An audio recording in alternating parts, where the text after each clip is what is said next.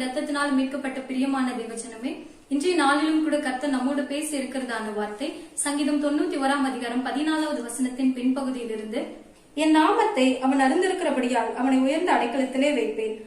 ஆம் தேவஜனமே, ஒருவேளை இந்த நாள்ல நீங்க நினைக்கலாம், நான் இந்த காரியத்துக்குமே நான் வேஸ்ட், நான் இதுக்குமே லாக்கி இல்லைன்னு சொல்லி ஒருவேளை நீங்க நினைக்கல, இல்ல மத்தவங்க உங்களை பார்த்து நெகட்டிவான காரியங்களை சொல்லலாம். ஆனாலும் இன்றைய நாளில நம்மளுடைய ஆண்டவராக இயேசு கிறிஸ்து நம்மளை பார்த்துதான் சொல்றாரு, என் நாமத்தை நீ அறிந்திருக்கிறபடியால் உன்னை உயர்ந்த அடைக்கலத்துல வைப்பேன்னு சொல்றாருங்க. நம்மளை உயர்த்தணுங்கிறதா ஆண்டவருடைய நோக்கங்க.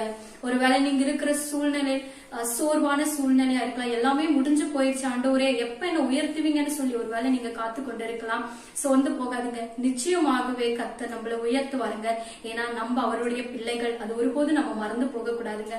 சோர்ந்து போகாதீங்க, அவரை வாஞ்சிங்க, அவரோட நாமத்து மேல விசுவாசமா இருங்க, அவரை உண்மையாய் பின்பற்றுங்க.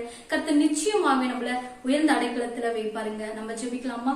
பரிசுத்தமுள்ள எங்கள் நல்ல பிதாவே, சேனைகளின் தேவனாகிய கர்த்தாவே, அப்பா, நீர் எங்கள் நல்ல தகப்பன் ஆண்டவரே, இன்றைக்கும் கூட எங்களோடு பேசின நல்ல வார்த்தைகளுக்காக உமக்கு நன்றி அப்பா.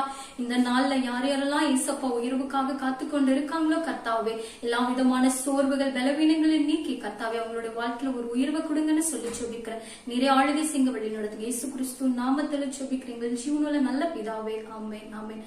சோர்ந்து போகாதீங்க, நிச்சயமாகவே ஆண்டவர் நம்மை உயர்த்துவார். God bless you. God bless you.